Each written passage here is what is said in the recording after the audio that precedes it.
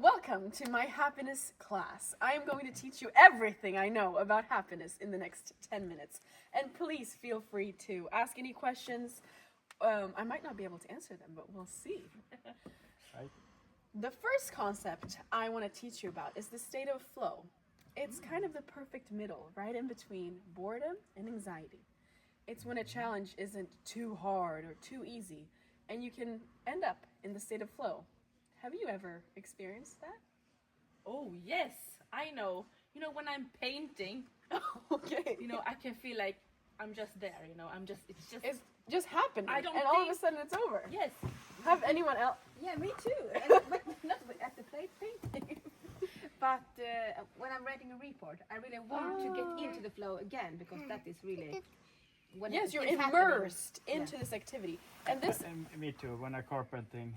I Yes. say only 5 minutes more, I say. Yeah. And I can stuck It's for amazing. like 2 hours. and happy people, which I believe you guys are, but now after this you might be even happier, is in flow states a lot when they express a moment when they were happy. They express a moment of flow. And I experienced this too on the golf course. And I'm really frustrated when I'm not in it because I'm like, where is this happiness place? And it's right in between anxiety and boredom.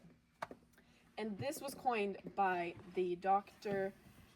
Mihai Csikszentmihalyi in the 1990s. He wrote a book, and it's worldwide. You can hear about it all of a sudden in the podcast, and it's just about finding the perfect medium between boredom and anxiety.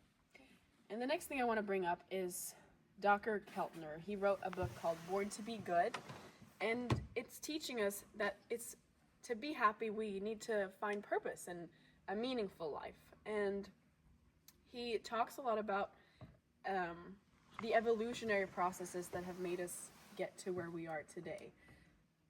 I think in schools we we teach everyone about the physiological things that have stemmed from our development through evolution, but not as much about the emotions such as compassion and awe when we look up to someone, and how those emotions have benefited our society into growing to what we are today and kept developing human society.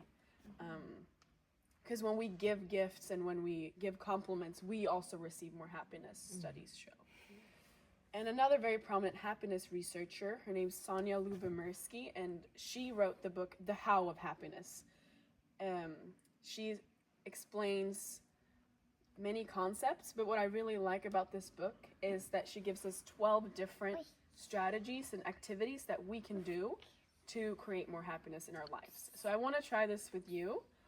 And the one thing I found very helpful was trying to forgive. So learning how to forgive.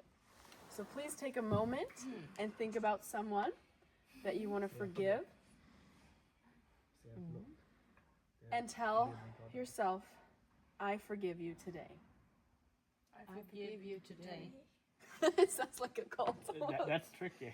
It is very tricky, but with practice, it can happen because it lets us leave the past and anger. It reduces stress, lowers blood pressure, heart rate, and is physiologically beneficial for us to forgive.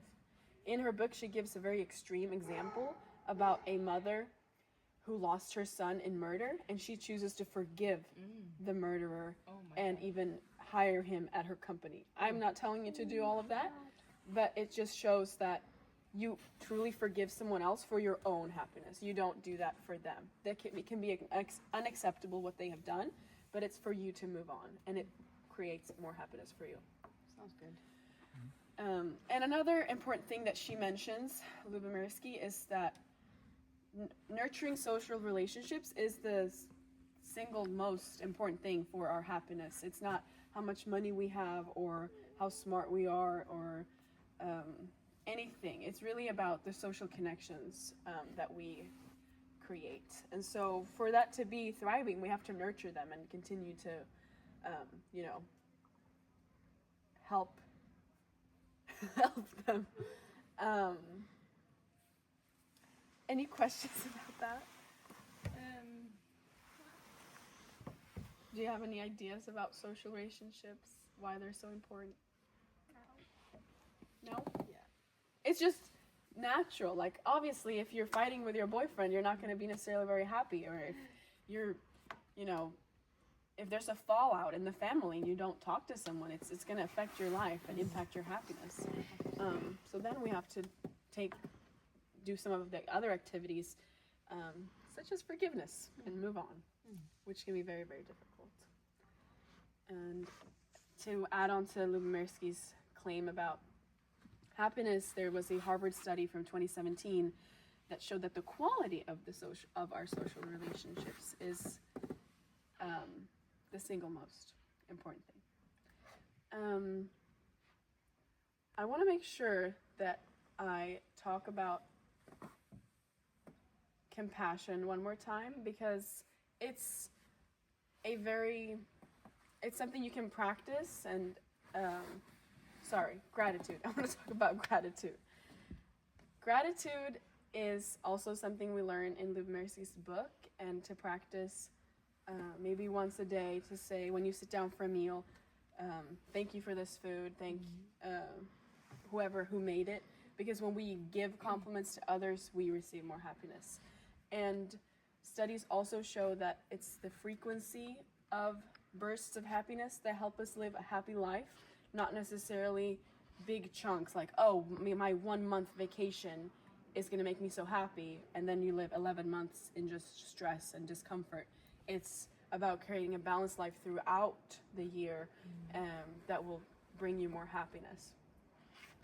Another thing that we've learned is that 10% is usually circumstance of your happiness, 40% you can impact, and 50% is a set point, which is basically your genetics. So based on twin studies that Lubomirski and her colleagues did, they found that 50% is your genetically makeup, like this is how happy you're most likely going to be in your life. And to me, I feel like because of epigenetics and how genes are impacted by environment, it can't, that can't be right. 50% is not that much, but it's this pie chart format with the 10, 40, and 50 is more like a visual, I guess, of what science says today based on twin studies. But a lot of scientists also kind of go against that and feel like just because of epigenetics, it can't be that everything's so genetic. But studies also show that we have usually we have like a standard happiness level. So no matter if you win on the lottery or someone dies, we're gonna automatically get back to this standard of happiness. And this is called hedonic adaptation. So for us to increase our happiness, we have to try to not get back to this level and kind of almost fight our natural, instincts. So to do that, we have to create small habits, positive habits throughout the week and keep doing them. Because many of these studies, they give a control group, okay, you don't have to do anything, and then the test group, hey, write how grateful you are every day. And then as soon as they stop, studies show that they also don't get the happiness benefits. So it's not about going on vacation or yoga it's about your everyday life. And with that, I want to thank you for listening, and if you have any more questions. I have a question. Do you think happiness gives us a longer life? I definitely think so, and research actually shows it does. There's happy people have a healthier body because our mind, body, and brain are very interconnected, and it does give you a happier, longer life. Interesting. Really? Thank you. Thank you for listening. Bye! Thank you. Oh my god. Ja, men jättebra. Toppen. Ja, Hängde vi är med. klara!